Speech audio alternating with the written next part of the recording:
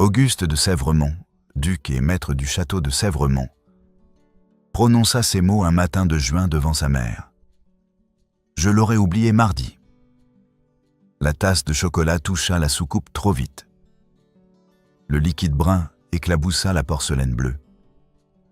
Diane observa son fils, la mâchoire serrée, les yeux qui esquivèrent les siens, et reconnut chaque geste parce qu'ils étaient les siens, prononcés il y a 33 ans devant une autre femme, au sujet d'un autre homme.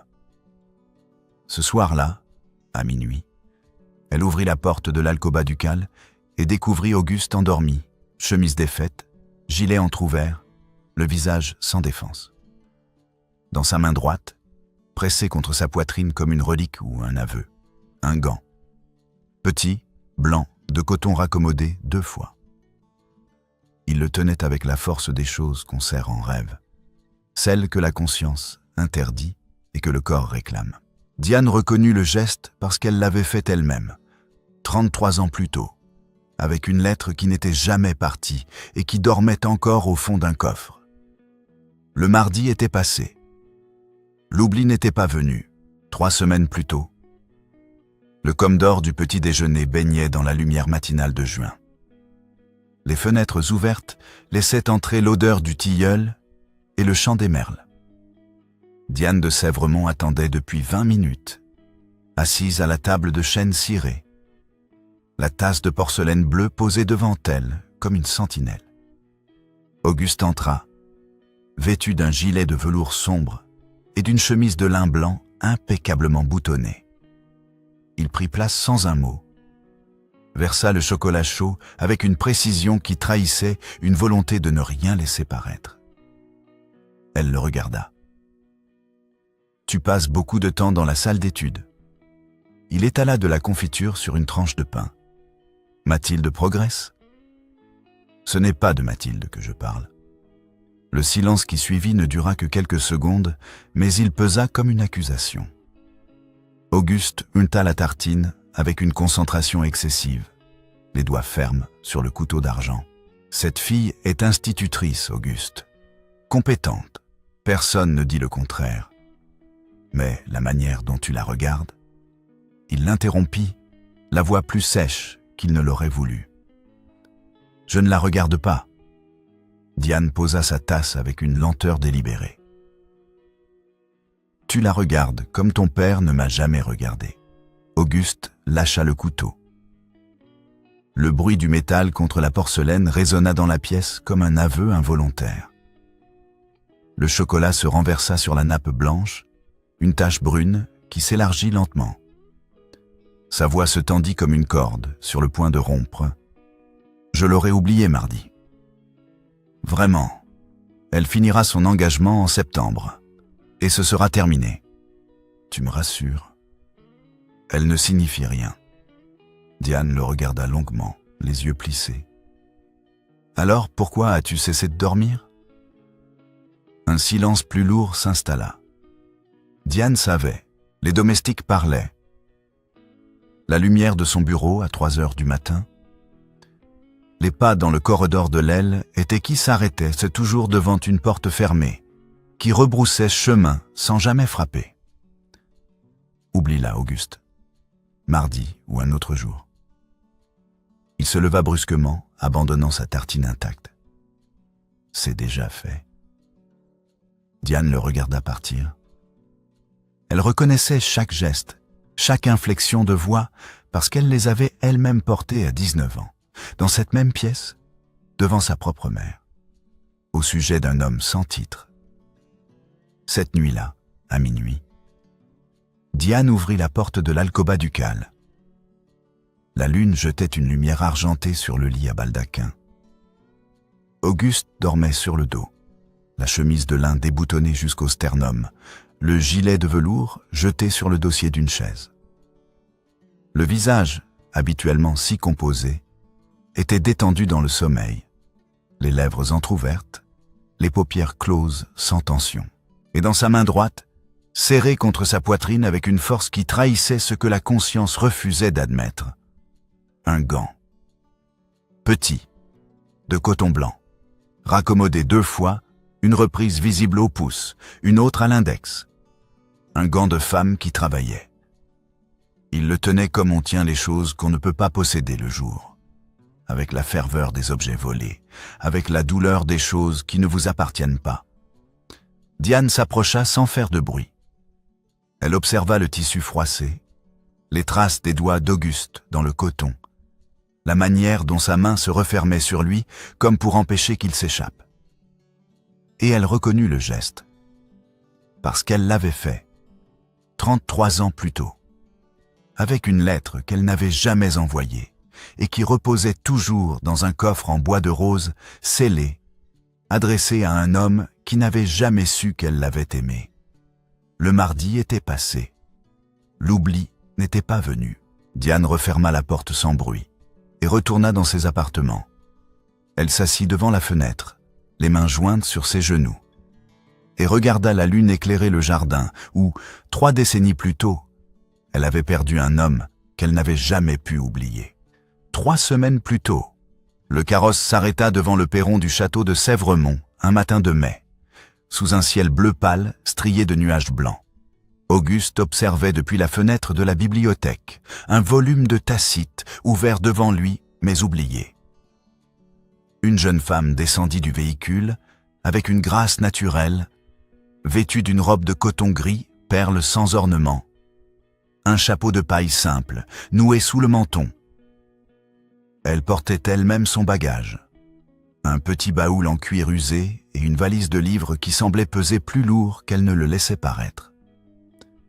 Victoire Dessin, 25 ans, institutrice.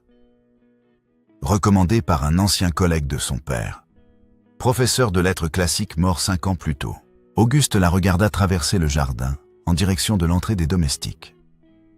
Elle marchait avec une assurance tranquille, sans hâte, comme quelqu'un qui connaît sa valeur et n'a pas besoin de la prouver.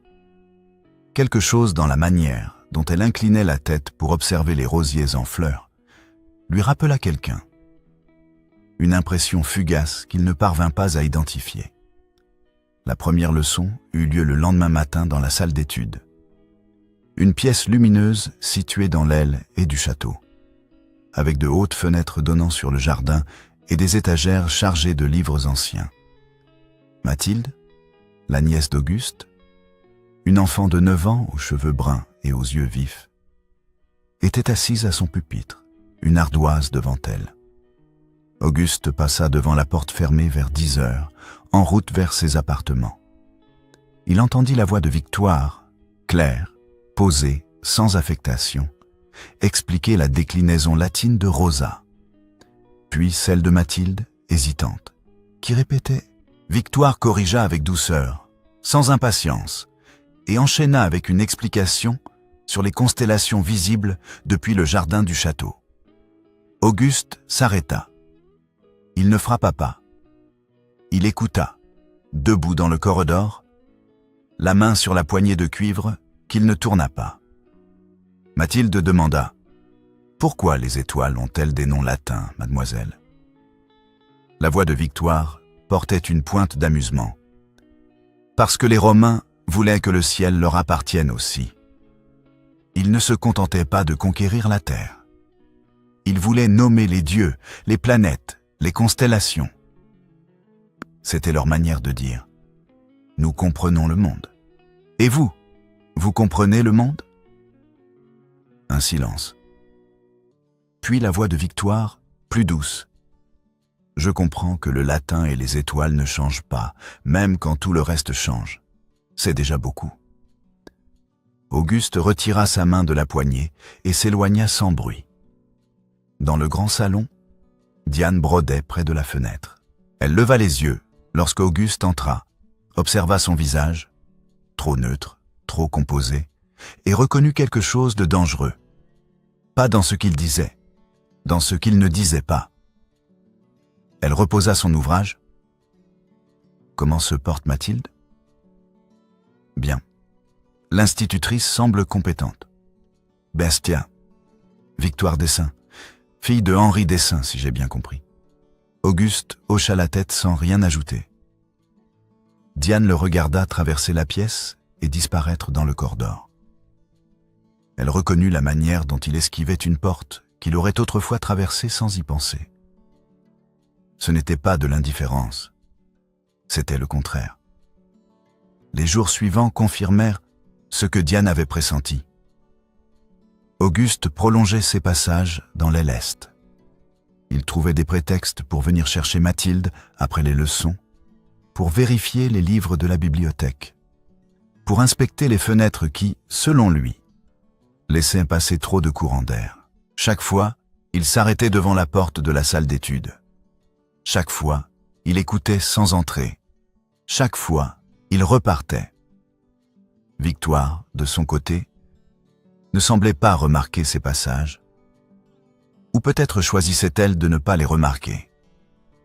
Elle enseignait avec une précision qui impressionnait même les domestiques. Mathilde progressait en latin, en géographie, en astronomie, avec une rapidité qui témoignait autant de la qualité de l'enseignement que de l'intelligence de l'enfant.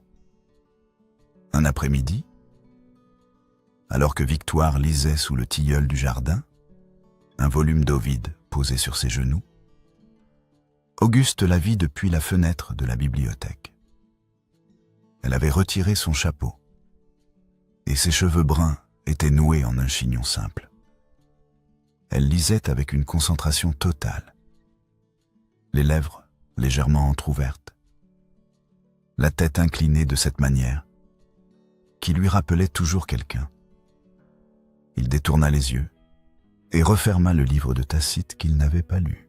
Le soir même, au dîner, Diane observa son fils avec une attention accrue. Il mangeait en silence, répondait aux questions par monosyllabes, évitait de croiser son regard. Lorsqu'elle mentionna que le contrat de Victoire pourrait être raccourci de septembre à juillet pour des raisons budgétaires, Auguste releva brusquement la tête. Pourquoi ? Parce que nous n'avons pas besoin d'une institutrice aussi longtemps. Mathilde progresse vite. Justement, elle a besoin de continuité. Diane posa sa fourchette. Tu me sembles bien investi dans l'éducation de ta nièce. C'est mon devoir. Elle le regarda fixement. Bien sûr, Auguste ne répondit pas. Mais cette nuit-là, il donna des instructions au majordome. Le contrat de mademoiselle Dessein ne serait pas modifié. Septembre restait septembre. Il ne consulta pas Victoire. Il ne lui expliqua pas pourquoi. Il agit parce que c'était la seule chose qu'il savait faire.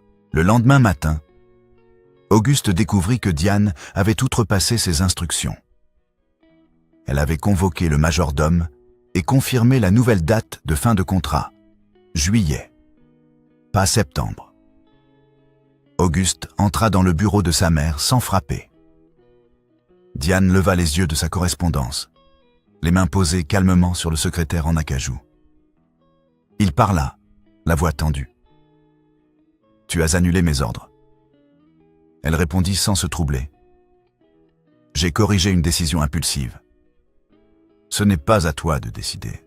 C'est précisément à moi de décider quand mon fils perd la raison pour une institutrice. » Un silence tomba comme une lame. Auguste serra les mâchoires, les poings fermés le long de son corps. Chaque mot sortit avec une précision glaciale. Elle reste jusqu'en septembre. C'est mon dernier mot. Diane le regarda partir sans répondre. Mais elle savait, ce n'était pas une décision administrative. C'était une déclaration. Cet après-midi-là, Victoire lisait sous le tilleul, le même volume d'Ovide ouvert sur ses genoux. Le soleil filtrait à travers les branches, jetant des ombres mouvantes sur les pages. Elle se leva pour rentrer, ferma le livre et marcha en direction du château. Elle ne remarqua pas le gant qui glissa de sa poche et tomba sur l'herbe. Le gant gauche, en coton blanc, raccommodé 2 fois. Auguste la vit partir depuis la fenêtre de la bibliothèque. Il attendit qu'elle disparaisse à l'intérieur, puis descendit l'escalier de pierre, traversa le jardin et s'arrêta sous le tilleul. Le gant reposait sur l'herbe, blanc contre le vert sombre. Il se pencha, le ramassa. Le coton était encore tiède, imprégné de la chaleur de sa main. Il aurait dû le laisser sur la console de l'entrée, où les objets perdus étaient trop déposés. Il aurait dû le remettre au majordome. Il aurait dû faire n'importe quoi d'autre que ce qu'il fit. Glisser le gant dans la poche intérieure de son gilet, contre sa poitrine, et remonter dans ses appartements sans un mot. Cette nuit-là, il s'endormit avec le gant serré dans sa main droite.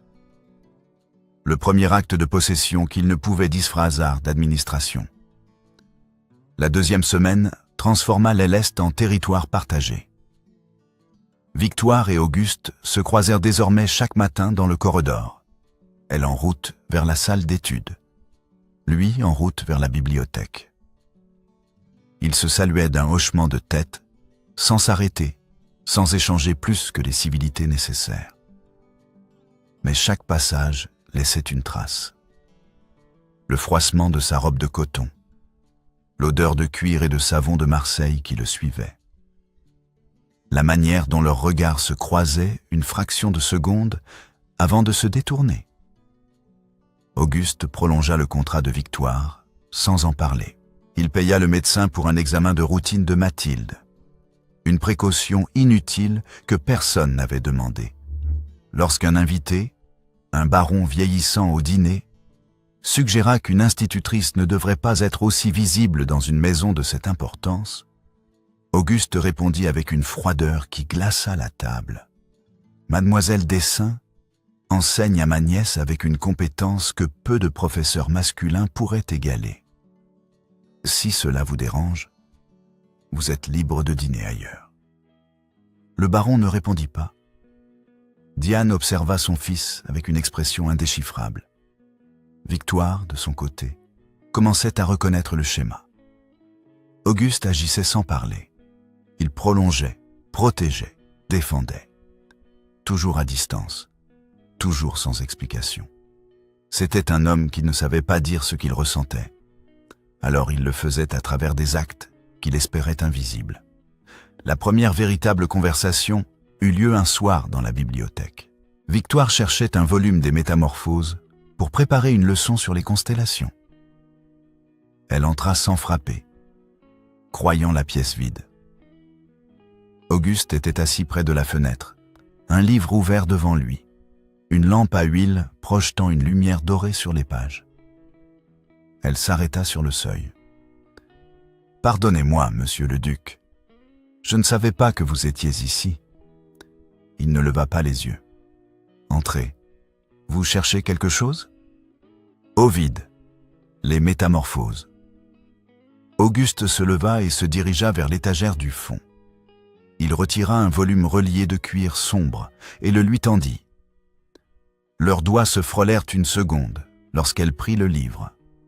Un contact si bref qu'il aurait pu être accidentel, mais qui laissa une empreinte aussi nette qu'une brûlure.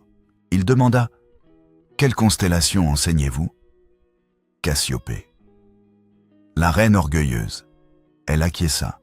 « Oui, celle qui a été punie pour avoir prétendu être plus belle que les Néréides. » Auguste la regarda pour la première fois depuis qu'elle était entrée. « Et que pensez-vous de cette punition ?» Victoire hésita. « Je pense qu'Ovide voulait nous rappeler que l'orgueil a un prix. Mais je pense aussi que les dieux punissent souvent ceux qui osent dire la vérité. » Un poids s'installa entre eux, chargé d'une tension qui n'avait rien à voir avec Ovide. Auguste parla enfin, la voix plus douce. « Vous êtes la fille de Henri Dessein. » Elle le regarda. « Oui, vous le connaissiez ?»« Non. Mais ma mère, oui. » Victoire fronça les sourcils. « Votre mère ?» Auguste ne répondit pas. Il retourna vers la fenêtre, les mains croisées derrière le dos, le regard perdu dans l'obscurité du jardin. Il dit sans se retourner « Bonne nuit, mademoiselle. » Victoire quitta la bibliothèque avec le livre serré contre sa poitrine, le cœur battant d'une manière qu'elle ne comprenait pas.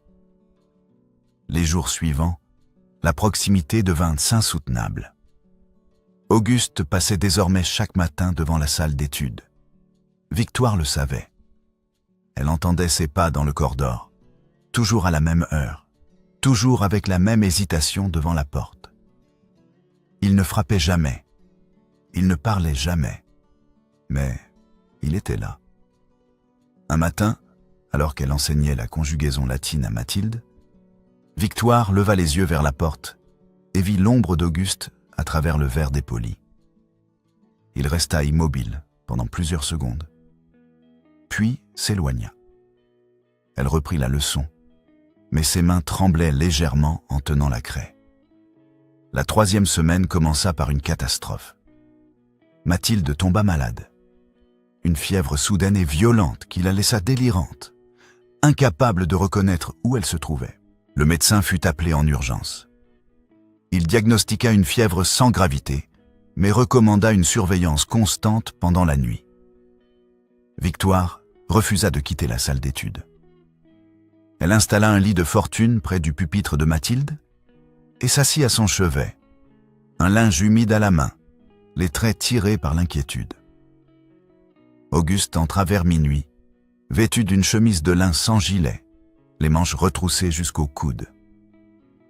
Il demanda à voix basse « Comment va-t-elle » Victoire ne leva pas les yeux de l'enfant endormi. La fièvre ne baisse pas. Auguste s'assit de l'autre côté du lit improvisé, sans demander la permission. Il prit une bassine d'eau fraîche et trempa un second linge. Ensemble, ils veillèrent en silence, changeant les compresses, surveillant la respiration de Mathilde, échangeant des regards inquiets mais peu de mots. À 3 heures du matin, Mathilde ouvrit les yeux, le visage rouge de fièvre, et murmura « Victoire ». « Pas, mademoiselle, pas, institutrice. » « Victoire. » Victoire se pencha immédiatement, prit la main de l'enfant dans la sienne. « Je suis là, ma chérie. Je ne pars pas. » Auguste entendit le prénom prononcé avec amour, sans calcul, sans distance, avec la confiance d'une enfant qui savait qui la protégeait. Et ce qu'il ressentit ne fut pas de la fascination, ce fut de la terreur. Parce que si Mathilde avait besoin d'elle ainsi, et s'il ressentait ce qu'il ressentait, alors la perdre ne serait pas comme perdre une institutrice, ce serait comme perdre Claire. La fièvre baissa vers l'aube. Mathilde s'endormit enfin d'un sommeil paisible, le visage détendu, la respiration régulière. Victoire et Auguste restèrent assis côte à côte, épuisés, les défenses effondrées. Leurs doigts reposaient sur le bord de la même couverture qui couvrait Mathilde. Ils ne se touchaient pas, mais la distance entre leurs mains était une phrase entière, non prononcée. Auguste parla enfin, la voix rauque de fatigue. « Elle t'appelle par ton prénom. » Victoire répondit simplement « Oui. »« Depuis quand ?»« Depuis le 1er mois. » Un vide s'installa. La lumière de l'aube commençait à filtrer par les fenêtres, jetant une lueur dorée sur les étagères de livres.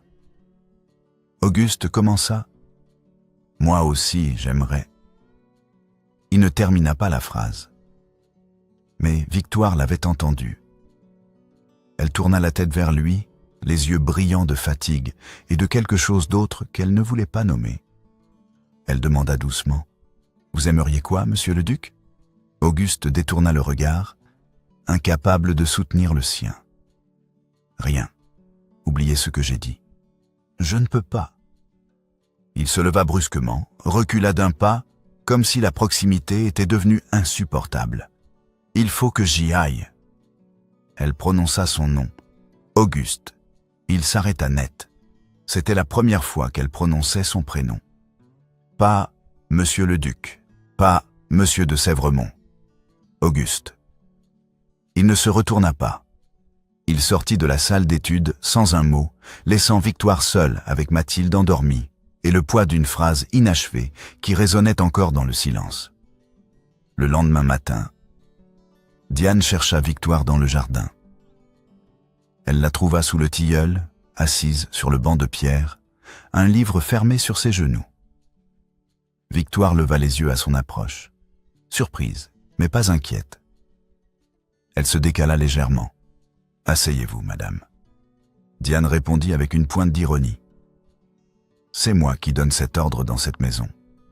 Mais aujourd'hui, je vais faire quelque chose que je n'ai pas fait en 33 ans. Dire la vérité. » Elle s'assit à côté de Victoire, les mains jointes sur ses genoux, le regard fixé sur les rosiers au loin. « Votre père s'appelait Henri Dessein. Il enseignait le latin. Il avait cette façon d'incliner la tête quand quelque chose le passionnait, exactement comme vous le faites quand Mathilde réussit une déclinaison. » Victoire se raidit. « Vous connaissiez mon père. Ah, que je l'ai aimé. 3 mois. Assez pour détruire 33 ans. » Un silence absolu tomba. Victoire ne bougea pas, ne parla pas. Diane continua, la voix égale mais chargée d'un poids que les années n'avaient pas allégé. « Ma famille l'a découvert.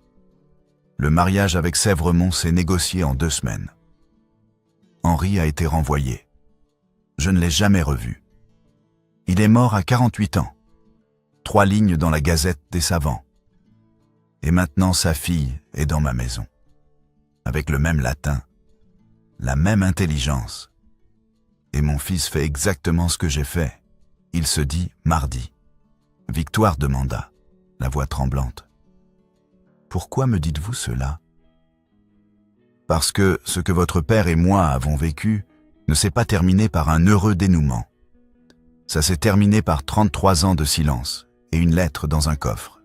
Et je refuse de regarder mon fils devenir moi. Alors vous voulez que je parte ? Je veux que vous compreniez ce qui arrive aux gens comme nous dans des maisons comme celle-ci. L'amour ne suffit pas contre les murs. Votre père l'a appris. J'ai mis 33 ans à l'apprendre. Ne mettez pas 33 ans. Partez maintenant. Partez avant les 33 ans de mardi. » Victoire regarda Diane, et ce qu'elle vit n'était pas une ennemie. C'était une femme dont le visage portait la cartographie exacte de 33 années de regrets.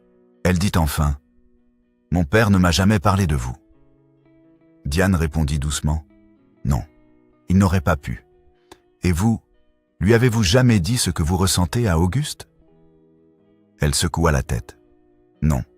Alors peut-être que le problème n'est pas l'amour contre les murs, c'est le silence. » Diane la regarda, et ce qui traversa son visage ne fut pas de la colère. Ce fut la reconnaissance que la fille de Henri avait la même capacité que son père de dire en une phrase ce qu'elle n'avait pas dit en 33 ans. Elle se leva. « Partez, mademoiselle Dessein, ou restez. Mais si vous restez, sachez que vous deviendrez moi, et je ne souhaite ça à personne. » Elle s'éloigna sans attendre de réponse. Cet après-midi-là, un bahut apparut devant la porte de la chambre de Victoire. Personne ne l'avait apporté sur ordre. Victoire l'avait sorti elle-même de l'armoire et l'avait posé là, ouvert, prêt à être rempli. Elle n'avait pas été chassée. Elle avait choisi de partir, parce que la vérité de Diane l'avait terrifiée plus que n'importe quelle menace. Auguste découvrit le bahut le lendemain matin. Il passa devant la chambre de Victoire en route vers la bibliothèque et vit la porte entr'ouverte, le bagage posé sur le lit, à moitié rempli de livres et de vêtements soigneusement pliés. Il entra sans frapper. Victoire était debout près de la fenêtre, dos à lui, les mains posées sur le rebord de pierre. Il dit, la voix blanche, « Tu pars ?» Elle se retourna lentement. « Votre mère m'a dit la vérité. Sur mon père, sur elle, sur ce qui arrive aux gens comme nous dans des maisons comme celle-ci. Qu'est-ce qu'elle t'a dit ? Qu'elle a aimé un homme comme mon père. Qu'on les a séparés. Et qu'elle a passé 33 ans à se dire « mardi ». La même phrase que toi. Le coup atterrit avec la force d'une révélation. Auguste ferma les yeux une seconde, comme pour encaisser l'impact. Victoire continua, la voix tremblante mais ferme. Mon père n'a jamais parlé de cette maison. Il est mort avec ce silence. Et ta mère vit avec le même. Auguste commença. Ce n'est pas... Elle l'interrompit. Ce n'est pas la même chose. Tu as dit, je l'aurais oublié mardi à une femme qui s'est dit exactement la même chose il y a 33 ans. Et regarde là. Un vide s'installa. La lumière du matin inondait la chambre, crue et impitoyable. Victoire parla avec fermeté. Je pars parce que je refuse de devenir ta mère. Une femme qui garde une lettre dans un coffre pendant 33 ans en se disant que c'est du courage. Auguste répondit, la voix rauque. Ce n'est pas du courage, c'est de la peur. Je sais, c'est exactement ce que c'est. Et c'est ce que tu fais. Auguste ne répondit pas. Il resta immobile, les mains le long du corps, le visage fermé. Il dit enfin, si bas que Victoire faillit ne pas l'entendre. Claire est morte en souriant. Elle le regarda. Je sais, tu me l'as dit la nuit de la fièvre, quand Mathilde dormait et que tu as oublié d'être un duc.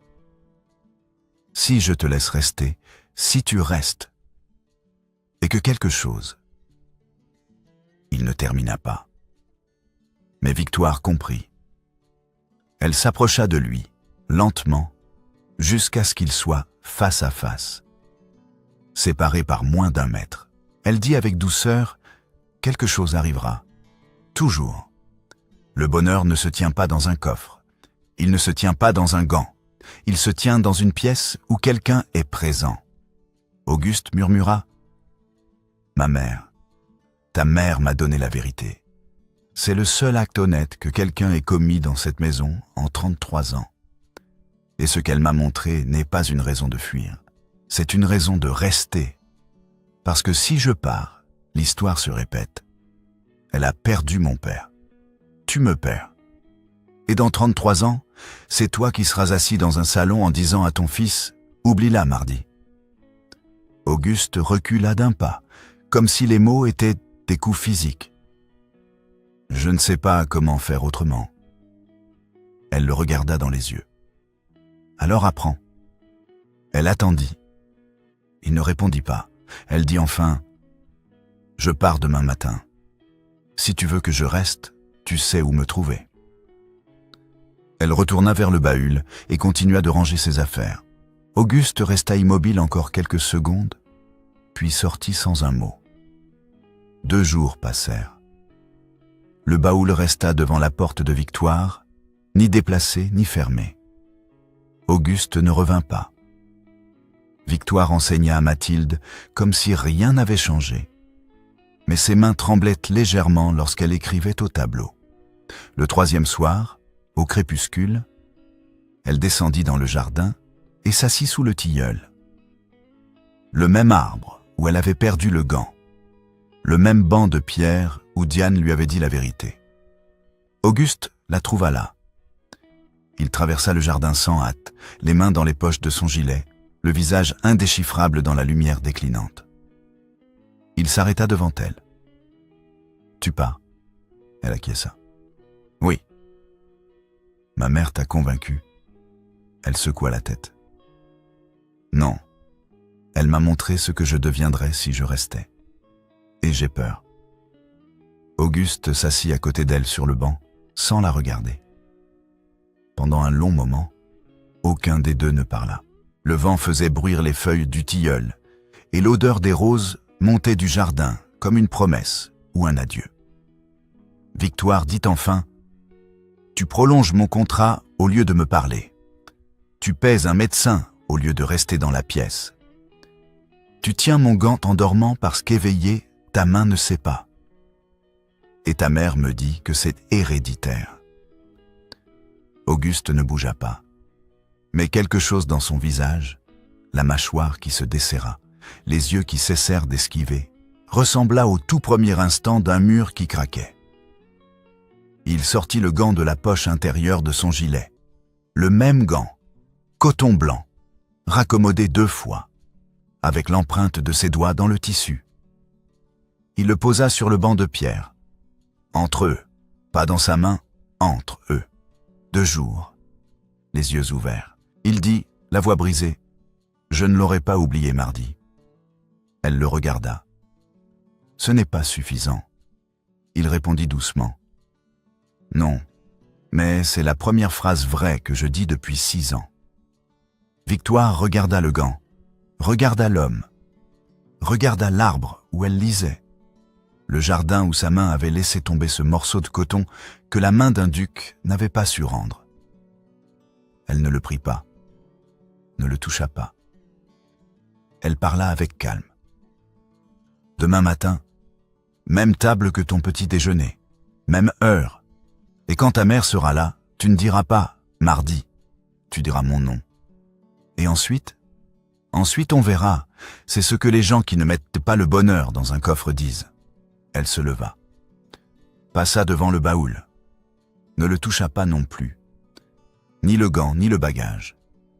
Les deux restèrent où ils étaient. Ce qui resta sur le banc de pierre, dans la lumière du soir. Un gant qui n'appartenait ni à la main qu'il avait perdue, ni à la main qu'il avait gardée. Il appartenait à l'espace entre les deux. Le lendemain matin, le Commodore du petit déjeuner baignait dans la même lumière de juin qu'au début de l'histoire. Diane était assise à sa place habituelle. La tasse de porcelaine bleue devant elle, les mains jointes sur la nappe blanche. Auguste entra, vêtu du même gilet de velours sombre, la chemise de lin impeccablement boutonnée.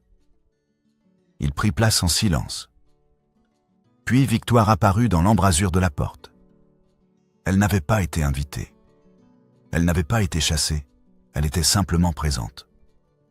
Auguste leva les yeux, regarda sa mère, regarda Victoire et dit « Victoire ».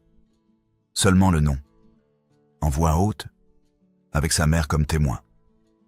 Diane ferma les yeux un instant, le poids de 33 ans de mardi dans une seule respiration. Elle ne dit rien, mais elle ne dit pas non plus « oublie-la ». Et le silence de Diane, qui avait été prison pendant 33 ans, se transforma en quelque chose qui ressemblait, de loin, à la lumière du petit déjeuner, au début d'une permission. Les jours qui suivirent furent différents. Le baoul disparut de devant la porte de Victoire. Le gant ne retourna jamais dans la poche d'Auguste. Il trouva une nouvelle place, posée à côté du tintero de la salle d'études, comme un marque-page, comme une promesse tenue.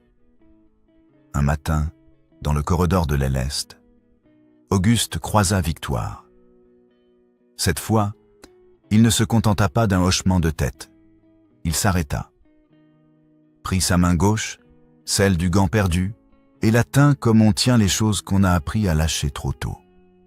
Il embrassa ses doigts, pas avec passion, avec reconnaissance, comme quelqu'un qui rend avec les lèvres ce qu'il a volé avec les mains dans un jardin. Il dit simplement « Merci ». Pourquoi ? Pour avoir attendu que je sois présent. Victoire sourit. Le premier vrai sourire qu'il lui voyait depuis des semaines. Quelques jours plus tard, Diane entra dans le bureau d'Auguste sans frapper. Elle tenait une enveloppe jaunie, scellée, l'encre pâlie par le temps. Elle la posa sur le secrétaire devant lui sans un mot. Auguste demanda « Qu'est-ce que c'est ?» « Une lettre, adressée à Henri Dessein, écrite il y a 33 ans, jamais envoyée. » Auguste regarda l'enveloppe, puis sa mère. « Pourquoi me la donnes-tu ? » « Parce que tu as fait ce que je n'ai pas pu faire. Tu as dit son nom. » Diane sortit sans attendre de réponse. Auguste ouvrit l'enveloppe avec précaution. À l'intérieur, une seule feuille de papier, couverte de l'écriture élégante de sa mère. Il lut les premiers mots. « Mon cher Henri, je ne sais pas si cette lettre te parviendra jamais. Mais il faut que tu saches. » Il referma la lettre sans la terminer. Ce n'était pas à lui de la lire. C'était à Victoire. Ce soir-là, il la trouva dans la salle d'études, assise à son pupitre, corrigeant les devoirs de Mathilde. Il posa l'enveloppe devant elle. Il dit doucement « C'est de ma mère. Pour ton père. » Victoire prit l'enveloppe avec des mains tremblantes. Elle reconnut immédiatement le nom sur le sceau. Elle leva les yeux vers Auguste, les larmes brillant dans la lumière de la lampe. Elle murmura « Elle l'aimait vraiment. Il acquiesça, oui. Et elle a gardé cette lettre pendant 33 ans. Il répéta, oui. Victoire posa la lettre à côté du gant sur le bureau. 2 objets qui n'avaient jamais atteint leur destination. 2 silences qui avaient duré trop longtemps. Elle dit avec fermeté, « Je ne veux pas devenir elle. » Auguste répondit avec certitude, « Tu ne le seras pas, parce que moi, je ne serai pas mon père. » Il prit sa main. Cette fois, elle ne la retira pas. Le mardi était passé. L'oubli n'était pas venu, mais la vérité, oui. Et dans le jardin, sous le tilleul, le banc de pierre restait vide. Mais le gant n'y était plus. Il avait trouvé sa place. Pas dans un coffre, pas dans une poche, mais à côté d'une lettre qui avait attendu 33 ans pour être lue et d'un nom qui avait attendu 6 ans pour être prononcé. L'histoire ne se répétait pas. Elle se transformait. Et pour la première fois, en 33 ans, dans le château de Sèvremont, quelqu'un avait dit la vérité, à voix haute, avec témoin, sans attendre mardi.